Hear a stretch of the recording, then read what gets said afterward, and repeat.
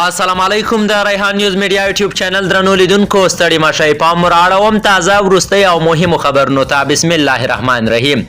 د کابل پوځي روغتون په دروازه کې چاودنه شوې ښاغلی کریمي وایي د پیښې تلفاتو په هکله تر اوسه کره معلومات نشته خو د رویټرز خبري اژانس په راپورټ کې بیا د طالبانو یوې امنیتي سرچینې له قوله ویل شوي چې په غبرګو چاودنو کې 15 کسان وژل شوي او 14 نور ټپیان دي د طالبانو د ویان ذبیح الله مجاهد مرستیال بلال کریمي BBC ته تایید کړه چې دغه پوځي روغتون ته نږدې ننګهیز د ملکي کسانو منځ کې چاودنه شوې ده د افغانستان پلازمینې کابل وزیر اکبر خان مینی سیمې سردار محمد داود خان 400 بستریز روغتون ته نږدې چاودنه شوې د رویټرز راپورټ کې د کابل ایمرجنسي روغتون مسؤلینو له قوله ویل شوي چې دوی ته تر اوسه د پیښې له ځایه 9 ټپیان وروړل شوي دي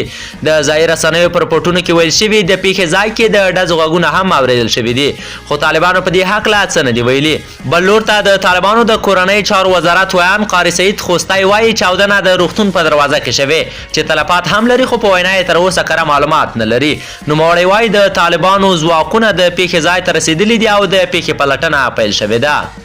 بلخوا نامعلومو وسلوالو ننګرهار کې یو ملا امام او د ګذر یو وکیل وژلی دی نامعلومو وسلوالو نن سهار د ننګرهار ولایت په مرکز جلال آباد کې د یو جومات ملا امام په ډز وژلی دی یوې ځایي سرچینې د نوم نه ښودلو په شرط ازادي راډیو ته وویل چې نامعلومو وسلوالو نن دوشنبه سهار مهال د عبدالواحد په نوم یو دیني عالم چې د مایوبینو د جامع جومات ملا امام و په داسې حال کې چې د سهار د لمانځه لپاره په اوداسه بوخت و په ډز وواژه او له سیمې وتښتېدل د دې پیښې مسؤلیت تر اوسه چا یا کومې ډلې نه دی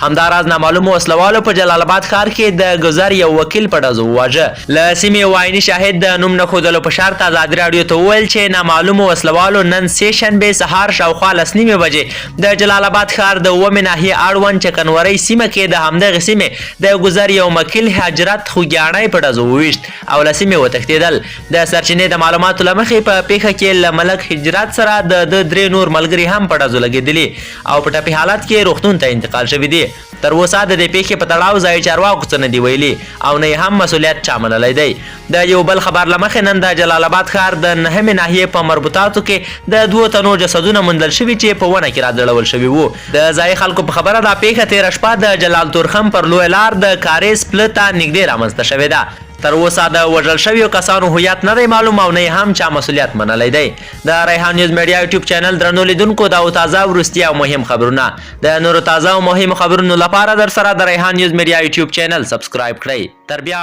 ښه وختونه